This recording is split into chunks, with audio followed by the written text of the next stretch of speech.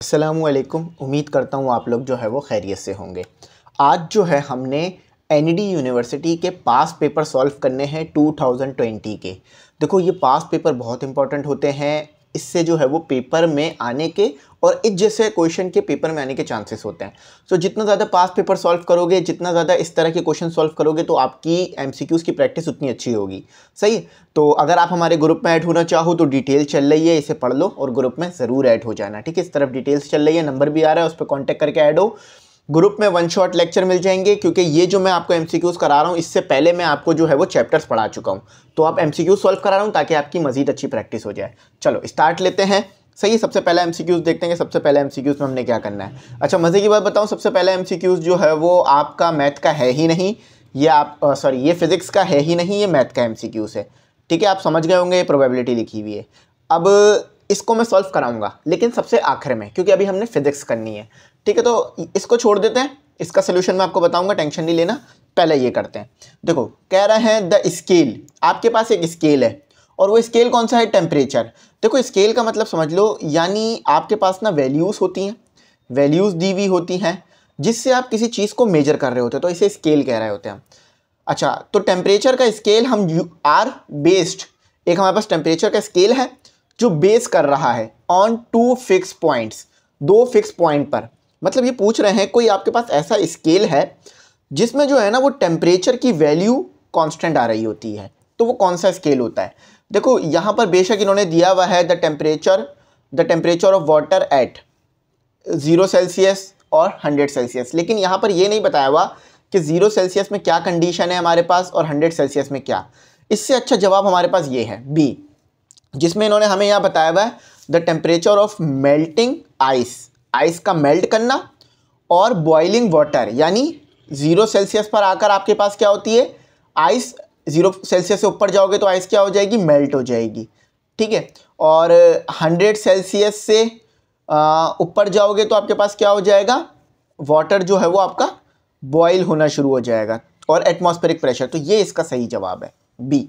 सही, तो दो फिक्स पॉइंट आपको मिल गए। ठीक है, अच्छा, और 0 सेल्सियस से नीचे जाओगे तो आइस क्या हो जाएगी? फ्रोजन, यानी जमना शुरू हो जाएगी, फ्रीज होना शुरू हो जाएगी। अच्छा, अब आ जाओ यहाँ पे। देखो अब मैं एक एक चीज़ आपको पढ़ाता रहता हूँ और एक एक करके जो है ना वो चीज़ें आपको यहाँ एक्सप्लेन करता रहता हूँ।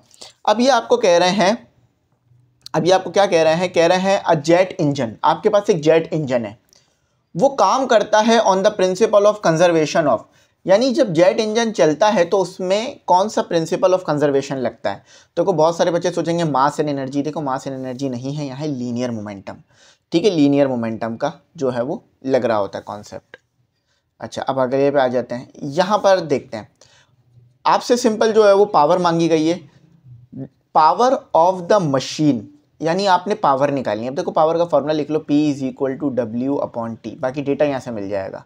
W देखते हैं क्या है, वैन वर्क, तो ये W वर्क ही होता है, तो 30 जूल का आपको वर्क है, यूनिट से भी पता चल रहा है। इन अ टाइम इंटरवल, और टाइम इंटरवल कितना लग रहा है? 5 सेकेंड, 5 सेकेंड का आपके पास टाइम है। ठीक है, ये टाइम हो गया आपका 5 सेकेंड का।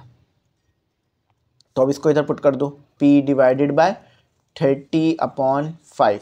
तो इसको जो है हम कैलकुलेटर आपको अलाउ होता है तो कैलकुलेटर से डिवाइड कर लेते हैं, तो ये हमारे पास 6 आ रहा है। ठीक है, एहतियातन कर रहा हूँ, वैसे तो समझ में आ ही रहा था। अब देखो यहाँ 6 तो कोई है ही नहीं, तो हम E लगा लेते हैं जो कि हमारा है 6 वाट। ठीक है, बाकी सारे जवाब बहुत बड़े बड़े दिए हुए इन्होंने। अब शायद क्या पता कोई वैल्यू मिसिंग है, इस वजह से ऐसा हो रहा है। ठीक है, अगर ये शायद हम इसे 300 करके चेक करें, हाँ नहीं सही है, हमारा सही आ रहा है 60। ठीक है, अच्छा चलो ये समझ में आ गया। अब आगे चलते हैं। अब आगे हमारे पास क्या है? आगे हमारे पास लिखा हुआ है, आपके पास एक चार्ज पार्टिकल है। आपके पास क्या है? देखो आपके पास एक चार्ज पार्टिकल है, और वो चार्ज पार्टिकल किस में है? इस मूविंग इन अ साइक्लोटॉन। अब ये साइक्लोटॉन क्या चीज़ है, ये क्या भला है, इसे समझो। देखो साइक्लोटॉन आपके पास ये एक ऐसे तरह की ना डिवाइस होती है। ठीक है, ये इस तरह की डिवाइस होती है।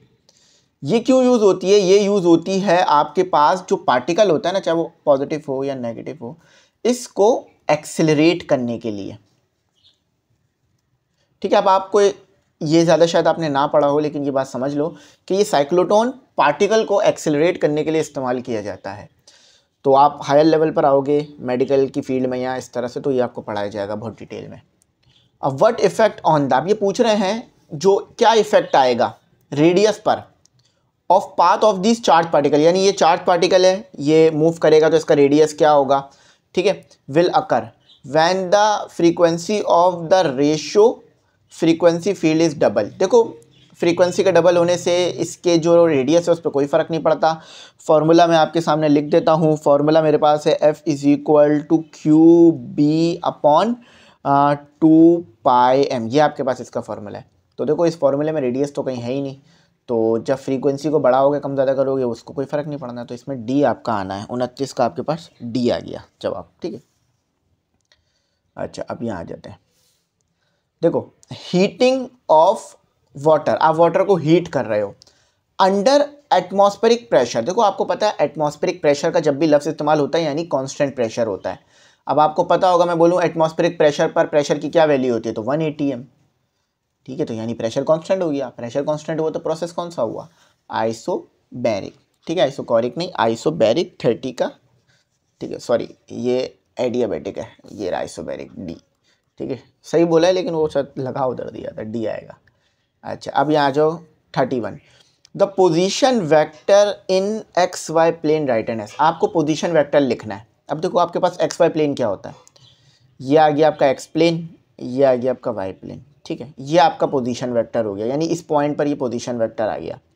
अब देखो इस पॉइंट पर मुझे पोजीशन वेक्टर बनाना है, यानी बताना है कि जो भी चीज़ है वो एक्स एक्सिस में कितनी है, वाई एक्सिस में कितनी है। तो कैसे बनाऊंगा, फॉर एग्जांपल ये आर है, तो ये आर किस चीज़ के बराबर आएगा, एक्स आई, आपको पता है ना एक्स के साथ आता है आई, लेकिन unit vector plus Y J unit vector. अब देखो जेड एक्सिस है नहीं, अगर होता तो इस तरफ होता, ठीक है, लेकिन वो है नहीं, तो आपके पास सही कौन सा हुआ, ये पोजीशन वेक्टर को जो सिंपली लिखने का तरीका है, अगर 3 एक्सिस में लिखूँ, 3 डायमेंशन में लिखूँ, तो X I unit vector plus Y J unit vector plus Z K unit vector. अब देखो ये तो 0 है तो ये 2 रह गए ना, तो एक्स वाई में इस तरह लिखा जाएगा, ए इसका सही है, ठीक है। 31 का हमारे पास ए सही आ गया। अच्छा अब आगे चलते हैं और आगे चीज़ों को समझते हैं और आगे करते हैं। अच्छा when vector is divided by its magnitude, अगर आप वेक्टर को उसी के मैग्नीट्यूड से डिवाइड करोगे तो ये आपके पास यूनिट वेक्टर बन जाता है। जैसे फॉर एग्जांपल देखो ये n हो गया, ठीक है, ये आपके पास a एक वेक्टर हो गया और उसको उसी के मैग्नीट्यूड से डिवाइड किया तो it is a unit vector. Simple आप पढ़ चुके हो, सही है। अच्छा कह रहे हैं, और ये डी आ गया हमारे पास, 32 का डी आ गया हमारे पास, ठीक है। अच्छा electric flux linked with a surface with the maximum when. देखो ये पूछ रहे हैं आपके पास जो इलेक्ट्रिक फ्लक्स होता है ये कब मैक्सिमम होगा, ठीक है। अब इलेक्ट्रिक फ्लक्स का आपको पता है E.A, ये होता है फॉर्मूला। अब इसमें ज़रा हमारे पास अगर मैं इसे खोलूँ तो ये क्या बनेगा, E.A cos थीटा। अब मैक्सिमम होने के लिए क्या है कि एंगल आपके पास आना चाहिए 0, ठीक है। मगर यहाँ पर ज़रा देखो वेक्टर एरिया और सरफेस इसमें डिफरेंस होता है, वेक्टर एरिया और सरफेस, इसमें बच्चे ना अक्सर कंफ्यूज कर जाते हैं। वो याद रख लेते हैं कि इलेक्ट्रिक फ्लक्स मैक्सिमम होगा 0 के एंगल पर, बात ठीक है, मगर ये भी तो देखना होता है कि वो एंगल जो है वो वेक्टर एरिया से बन रहा है या सरफेस से बन रहा है। अब वेक्टर एरिया और सरफेस का मैं ज़रा बताता हूँ चक्कर क्या है। समझो ये समझो आपके पास एक सरफेस है, ये सरफेस है। अब इससे अगर मैं एक परपेंडिकुलर लाइन निकालूं तो ये हमारे पास कहलाएगा वेक्टर एरिया। ये क्या कहलाएगा, वेक्टर एरिया। तो जो आपका इलेक्ट्रिक फील्ड है, जैसे इलेक्ट्रिक फील्ड लाइंस ऐसे आ गई, इलेक्ट्रिक फील्ड लाइन ऐसे आ गई, तो अगर इलेक्ट्रिक फील्ड भी सेम डायरेक्शन में है और वेक्टर एरिया भी सेम डायरेक्शन में है तो आपके पास इस तरह से बनेगा क्या, 0, ठीक है, इस तरह से बनेगा, आपके पास 0 एंगल निकलेगा। लेकिन अगर आपके पास जो है वो सरफेस से बात कर रहे हैं तो ये सरफेस के तो 0 नहीं हुआ ना, सरफेस के एंगल क्या बना, सरफेस से तो एंगल 90 बन रहा है ना। देखो मैंने बात समझाई आपको, सरफेस से एंगल 90 बनेगा क्योंकि देखो सरफेस क्या है, सरफेस आपके पास फील्ड के भी परपेंडिकुलर है और वेक्टर एरिया के भी परपेंडिकुलर है। तो सरफेस से अगर फील्ड को देखेंगे तो परपेंडिकुलर यानी 90 का एंगल आना चाहिए, और अगर वेक्टर एरिया से फील्ड को देख रहे हैं तो एंगल आना चाहिए 0। तो ये जो कंडीशन सही होती है ना 0 डिग्री, ये वेक्टर एरिया के लिए होती है। अक्सर आप इसे सरफेस पे भी लगा देते हो, तो सरफेस से जब भी कहेंगे ना तो आपके पास 90 आएगा, 0 नहीं आएगा। बात समझ आई ना? देखो मैंने ड्रॉ भी कर दिया, अच्छी तरह समझा दिया है। अच्छा अब ये पढ़ते हैं। अ सेल ऑफ ईएमएफ, आपके पास एक सेल है जिसका ईएमएफ आपके पास ई है। अभी मैं फॉर्मूला लिखूंगा तो और अच्छा एक्सप्लेन हो जाएगा। E is equal to V plus I R, ठीक है। अच्छा अब ये जो सेल है आपने कनेक्ट किया हुआ है, कनेक्टेड अक्रॉस अ रेजिस्टेंस, इसको एक रेजिस्टेंस से कनेक्ट किया हुआ है, रेजिस्टेंस आपके पास आर है, ठीक है। तो ये ओम्स में होती है आपके पास, ये इस तरह से सिंबल होता है।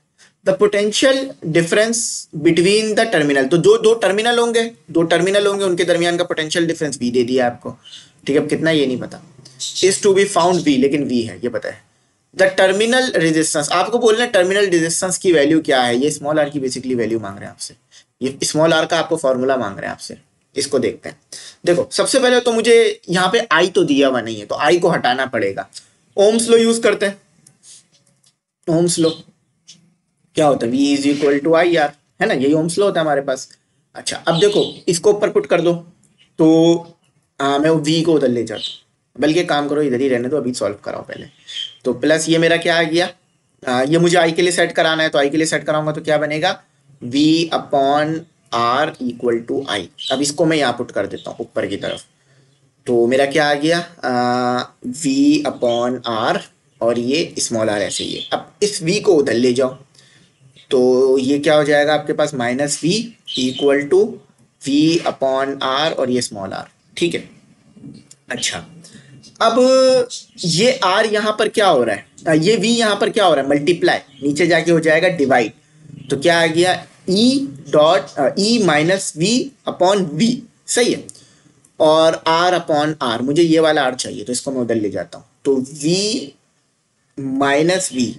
अच्छा इसको मैं ऐसे भी लिख सकता हूँ, देखो अपॉन वी, या इस तरह से वी डॉट आर। अब ये समझ नहीं आ रहा होगा मैंने लिखा क्या है ना, देखो ये थोड़ा सा ना इन्होंने लिखने में गलत किया हुआ है, इसको ऐसे कर लो, ये वी यहाँ से हटा के यहाँ कर दो, अब समझ में आ गई बात, ठीक है। अब देखो मैं अब मैं भी इसको ऐसे ही बना देता हूँ, ठीक है। तो ये आर यहाँ पर आ गया क्योंकि यहाँ डिवाइड हो रहा था, यहाँ के मल्टीप्लाई, और ये वी यहाँ आ गया, तो ये वाला आपका सही है डी।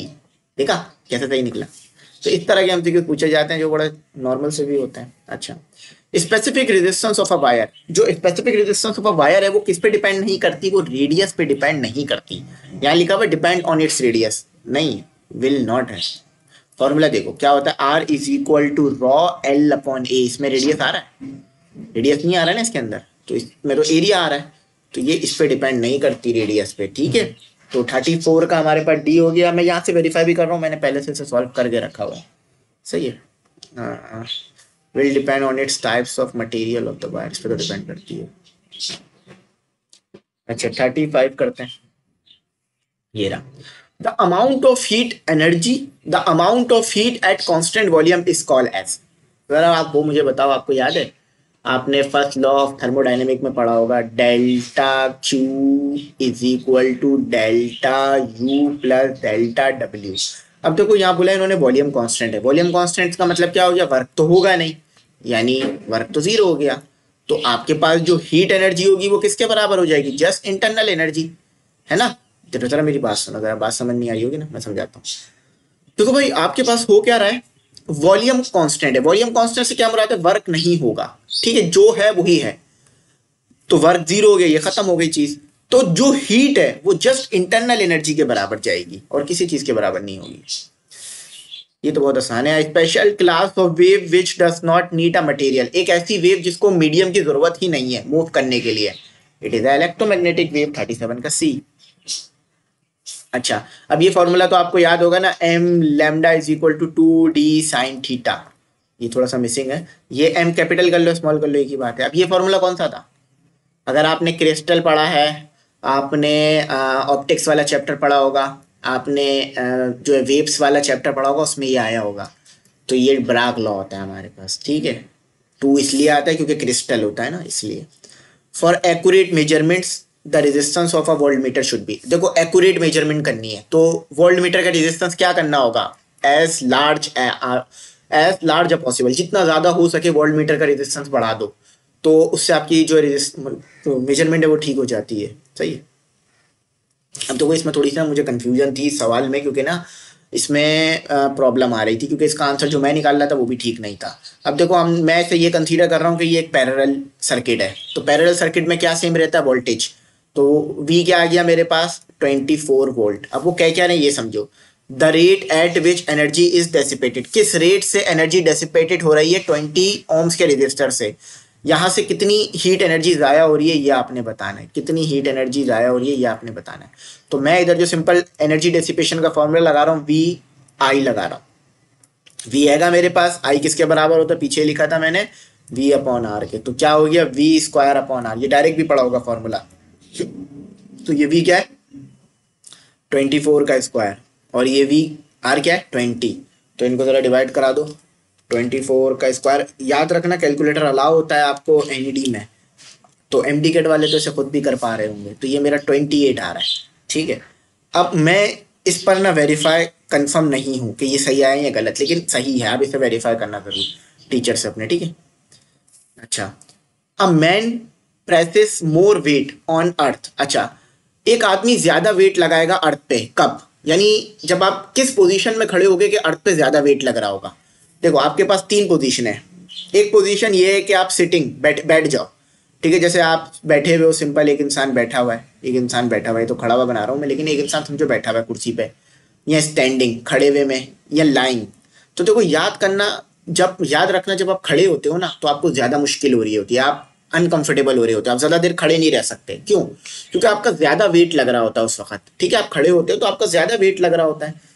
तो ये इसका बी सही है 41 का, जब आप खड़े होते हो ना तो आपको मुश्किल हो रही होती है स्टैंडिंग, ठीक है, बी। हाँ बी सही है, 41 का बी सही है। मैं वेरीफाई इसलिए कर रहा हूँ ताकि मसला ना हो। बुक के मुताबिक ये 40 दिया हुआ है।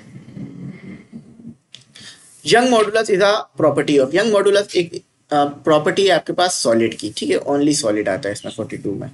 अच्छा, एन आर्टिफिशियल सेटेलाइट, एक आर्टिफिशियल सेटेलाइट है आपके पास, ठीक है, वो रिवॉल्व कर रही है अराउंड अर्थ, अर्थ के ऑर्बिट में रिवॉल्व कर रही है in a circular orbit, which quantity remain constant, इनमें से कौन सी क्वांटिटी चेंज नहीं होगी। तो देखो भाई, एंगुलर डिस्प्लेसमेंट तो बढ़ेगा ना जब वो घूमेगा, तो लीनियर वेलोसिटी भी हर पॉइंट पे चेंज होती रहेगी, लेकिन जो आपका एंगुलर मोमेंटम होता है एम वी आर, अब देखो जिस ऑर्बिट में हो उसके लिए रेडियस सेम रहेगा अर्थ से, ऑर्बिट में रेडियस तो नहीं बदलेगा ना, और वेलोसिटी भी सेम से मूव करोगे, मास भी नहीं बदलेगा आपके पास, ना अर्थ का ना सैटेलाइट का। तो यानी समझ में आ गया कि 43 ए कांस्टेंट रहेगा। अच्छा, ये तो बड़ा सिंपल है, तो आपको पता भी होगा, हमने पढ़ा है पूरा पूरा चैप्टर, तो इसमें तो बड़ा आसान है। If an electron is moving with velocity, एक इलेक्ट्रॉन है, समझ लो ये एक इलेक्ट्रॉन है, ये मूव कर रहा है वेलोसिटी से, अक्सर इलेक्ट्रॉन ना ऐसे बनाते हैं, ठीक है, समझो ये मूव कर रहा है वेलोसिटी से, इसके पास वी वेलोसिटी है, और ये मैग्नेटिक फील्ड प्रोड्यूस करता है, देन तो ये पूछ रहे हैं कि आपकी जो मैग्नेटिक फील्ड है उसकी डायरेक्शन क्या होगी। देखो ये मैं डायरेक्ट बता रहा हूँ, आपको ये बात अच्छी तरीके से पता है, the direction of magnetic field will be perpendicular to direction of velocity. क्यों? फॉर्मूला देखो, F is equal to E, ये मैं इलेक्ट्रॉन के लिए लिख रहा हूँ तो इसलिए मैंने Q को जो है ना E बना दिया है, V क्रॉस B, ये पढ़ा है ना। अब ये क्रॉस का मतलब क्या है कि दोनों चीजें एक दूसरे के परपेंडिकुलर होनी चाहिए, आपने ये फॉर्मूला ना इस तरह से पढ़ा होगा, Q V B sine theta, या ऐसे पढ़ा होगा क्यू वी क्रॉस बी, तो ये दोनों एक दूसरे के परपेंडिकुलर होना चाहिए। बड़े बड़े जवाबात लिखे हैं मैं, इसलिए तो मैं छोटा करके बता रहा हूँ। अच्छा, याद रखना ये क्या कह रहे हैं, करंट लॉ पढ़ा था ना आपने, incoming current equal to outgoing current. देखो current in equal to current out, जो आ रहा है वही तो जाएगा। फॉर एग्जाम्पल 100 रुपये कमा रहे हो तो 100 रुपये खर्च करोगे ना, 200 खर्च कर दोगे तो उधार में जाओगे। The current flow through uniform, जो करंट फ्लो कर रहा है वो यूनिफॉर्म है, यानी जितना करंट यहां से आया है, फॉर एग्जाम्पल अगर यहां से 1 एम्पियर का करंट आया है तो यहां से भी 1 एम्पियर का करंट ही बाहर गया होगा। Frame as show in the figure, which case, इन चारों में से कौन से केस में magnetic field at the centre of the frame not zero, zero नहीं होगी, तो ये केस है, सी केस में नहीं होगी जीरो, ठीक है। ये तो सिंपल है, एम्पियर लॉ का फॉर्मूला पूछ रहे हैं तो हमने बहुत बार पढ़ा हुआ है, बी, ठीक है। ये इंटीग्रेशन की टर्म में पूछ रहे हैं लेकिन आपने ऐसे पढ़ा होगा, बी डॉट समीशन करके, B dot D L mu naught I, और ये आई करंट कौन सा वाला, इनक्लोज वाला करंट, पढ़ा है ना, आपको याद होगा। The product of force and velocity, force और वेलोसिटी का प्रोडक्ट जो है वो आपके पास पावर होता है। अब देखो कैसे, W is equal to T force, ये किसके बराबर होता है, W किसके बराबर होता है, F डॉट डी और T, तो F को ऐसे ही रहने दो, ये D और ये T क्या बना लेगा, V बना लेगा। तो ये बात सब साबित हो गई। अब इसमें भी ये पता गलत मार्क किया हुआ, इसमें ये एनर्जी कह रहा है, पावर होता है, जबकि इसमें गलतियां हैं। अगर ये ज़्यादा गलतियां आती है तो मैं बुक को वापस करा दूंगा। The rotational effect of a force on a body, देखो एक बॉडी है, उस पर रोटेशनल इफेक्ट आ रहा है, इस तरह से वो रोटेशनल इफेक्ट होगा उस पर, ठीक है, इस तरह से वो घूमेगी उसके एक्सिस के इर्द गिर्द, about an axis of rotation, ये अब आपका एक्सिस ऑफ रोटेशन है। तो ये क्या होता है, टॉर्क। टॉर्क को एक और भी चीज बोलते हो, मूवमेंट ऑफ फोर्स। याद आया, याद आ गया होगा। ये तो सिंपल है। Which law is also called the first law of inertia, तो वो न्यूटन फर्स्ट लॉ है। डिस्प्लेसमेंट, ये जो है ना आपके पास, what is the units of astronomical distance, यानी जो आपके पास जो है ना कोई बहुत दूर प्लेनेट है, तो उसका आप लेंथ तो मेजर ऐसे ऐसे तो नहीं करोगे 50,000 किलोमीटर या 5 करोड़ किलोमीटर, नहीं, उसके लिए आप वर्ड इस्तेमाल करते हो डिस्टेंस मेजर करने के लिए, लाइट ईयर। सुना होगा ना कि ये प्लेनेट हमारे से इतने लाइट ईयर दूर है। लाइट ईयर क्यों कह रहे हैं, यानी लाइट को आने में कितना टाइम लग रहा है हमसे एयर के हिसाब से, ठीक है। चलो अब जो मैंने कहा था ना आपको पहला कराऊंगा वो भी कराता हूँ। देखो इसको जरा समझना, इससे फिर आपका जो आंसर है वो इजीली निकल कर आ जाएगा, ठीक है। एक मिनट, इजीली इसका आंसर आ जाएगा। देखो आउट ऑफ 10 पर्सन, टोटल कितने पर्सन है, 10 लोग हैं। तो टोटल मैं लिख रहा हूँ टी से, शॉर्ट फॉर्म लिखूंगा ताकि टाइम बचे। 10 लोग हैं, 4 आर ग्रेजुएट्स, 4 ग्रेजुएट्स हैं। 4 क्या है, ग्रेजुएट्स। तो ये जी लिख रहा हूँ, जी का मतलब है ग्रेजुएट्स, 4 हैं। इफ 3 आर सेलेक्टेड, आपको 3 सेलेक्ट करना है, तो आर की वैल्यू लिख लो ये, यानी आपको पता है ना टोटल में से जितना हम सेलेक्ट करते हैं, तो प्रोबेबिलिटी, कॉम्बिनेशन और परमुटेशन में हम उसे क्या कह रहे होते हैं, आर, यानी जितना हम सेलेक्ट करते हैं चीजों को। तो ये 3 हो गए। अच्छा नॉन ग्रेजुएट कितने होंगे, आपको पता है ना 10 लोग हैं, 10 में से अगर 4 पढ़े लिखे हैं तो कम पढ़े, मतलब नॉन ग्रेजुएट कितने हुए, एन जी लिख रहा हूँ, नॉन ग्रेजुएट 6 हो गए। 10 में से 4 माइनस करो, 6 हो गए। अब ये क्या बोल रहे हैं, what is the probability that, ये क्या प्रोबेबिलिटी होगी, ये is at least 1 graduate among them, कि उनमें से कोई एक ग्रेजुएट हो। ये प्रोबेबिलिटी मांग रहे हैं बेसिकली आपसे। सबसे पहले तो आपको ये प्रोबेबिलिटी निकालनी होगी कि टोटल नॉन ग्रेजुएट कितने हैं, इस चीज की प्रोबेबिलिटी निकालनी होगी, ठीक है। या इस चीज की प्रोबेबिलिटी पहले निकाल लो कि टोटल ग्रेजुएट कितने हैं। तो ग्रेजुएट और नॉन ग्रेजुएट इसी में घूमेगा हमारा सवाल। देखो पहले हम कॉम्बिनेशन निकालेंगे, क्योंकि हमें सेलेक्ट करना है ना चीजों को। NCR is equal to n का फैक्टोरियल, r का फैक्टोरियल, n माइनस r का फैक्टोरियल, ठीक है, ये हो गया। अब n क्या है, 10 लोग हैं, टोटल कह लो या इसे n कह लो, एक ही बात है, स्मॉल n एक ही बात है, ठीक है। और 3, तो यहाँ लिख लिया मैंने 10 का फैक्टोरियल, 3 का फैक्टोरियल, 10 माइनस 3 का फैक्टोरियल। अब इसको कैलकुलेटर से कर रहा हूँ, लेकिन आप डायरेक्ट भी कर सकते हो, मतलब अपने शॉर्ट तरीके से लगा के भी कर सकते हो, ठीक है। तो ये आ गया 3 का फैक्टोरियल, मैं थोड़ा सी कर रहा हूँ ताकि टाइम सेव हो जाना, ये नहीं समझना कि भाई, तो ये 120 आ रहा है। तो ये वो प्रोबेबिलिटी आ गई जिसमें ग्रेजुएट निकल सकते हैं, तो ये होगा हमारे 120 की प्रोबेबिलिटी, ठीक है। बाकी यहाँ करते हैं। अच्छा अब वो प्रोबेबिलिटी निकालते हैं जिसमें नॉन ग्रेजुएट। तो देखो अगर 6 लोग वो हैं जो ग्रेजुएट हैं, नहीं, ये प्रोबेबिलिटी आ गई जिसमें से हम 3 लोग सेलेक्ट करेंगे। ये वो प्रोबेबिलिटी आ गई जो हम 10 में से 3 लोग सेलेक्ट करेंगे। ये क्या प्रोबेबिलिटी आई, जिसमें हम 10 में से 3 लोगों को सेलेक्ट करेंगे। सॉरी, ये कॉम्बिनेशन आया, ठीक है। अच्छा अब हमें वो निकालने होंगे जो इसमें ग्रेजुएट है। ग्रेजुएट निकालें, तो ग्रेजुएट कितने, 6 में से फिर 3 है ना, यानी n की वैल्यू यहाँ हो गई 6 और r की वैल्यू 3, क्योंकि ग्रेजुएट कितने ये भी तो निकालना है ना। तो n यानी C6 3। अब इसको भी इसी तरह से सॉल्व करोगे तो आपके पास 20 आएगा, कैलकुलेटर से भी कर सकते हो, ठीक है। देखो 6 लिखा और 3 लिखा तो 20 आ रहा है, सही है। अब प्रोबेबिलिटी निकालते हैं। प्रोबेबिलिटी का फॉर्मूला क्या है, फेवरेबल आउटकम और टोटल आउटकम। तो फेवरेबल आउटकम हमारा क्या है कि हमें 120 को ऊपर रखना होगा, सही है। हमने 120 नहीं 20 ऊपर रखे। एक मिनट जरा ऐसे मिटाना। फेवरेबल आउटकम ये है कि पहले हम ये निकाल लेते हैं कि कितने ग्रेजुएट आ रहे हैं, ठीक है। तो पहले हम ये निकाल लेते हैं कितने ग्रेजुएट आ रहे हैं, तो 20 डिवाइडेड बाय 120, तो ये आपका कितना आ गया 20 डिवाइडेड बाय 120, ये आ गया 1/6। तो ये वो प्रोबेबिलिटी आ रही है कि ग्रेजुएट निकल जाएंगे। अब देखो एक होता है कि आप पहले एक प्रोबेबिलिटी निकाल लो, उसको 1 से माइनस करके दूसरी प्रोबेबिलिटी निकाल लो, तो ये वो प्रोबेबिलिटी आ रही है जिसमें हमारे पास ग्रेजुएट आ जाएंगे। तो अब हमें वो प्रोबेबिलिटी चाहिए कि ग्रेजुएट ना आए या एटलीस्ट 1 ग्रेजुएट आए। तो इसके लिए हमें क्या करना होगा, 1 माइनस ये जो पी आया ये करना होगा। तो 1 माइनस 1/6 हो गया। तो 1 माइनस 1/6, द आंसर इज 5/6। तो 5/6 आ रहा है कि एटलीस्ट एक ग्रेजुएट आ जाए हमारे पास। ये डी सही है। तो आई होप आपको समझ में आ गया होगा। अब ये थोड़ा अलग था, तो ये मैथ का होता तो ज़्यादा अच्छा समझा देता उस वक्त, ठीक है, लेकिन अल्हम्दुलिल्लाह समझा दिया और उम्मीद है समझ भी आई होगी बात। बस वीडियो हमारी बीच में रुक गई थी जिस वजह से प्रॉब्लम आई, वरना मैं ये करा चुका था सब कुछ एक साथ। ठीक है, तो यहीं तक रखते हैं। कुछ बात ना समझ में ये पूछ लेना, गाइड करूंगा। Thanks for watching. अल्लाह हाफिज़। कीमती दुआ में ज़रूर याद रखना।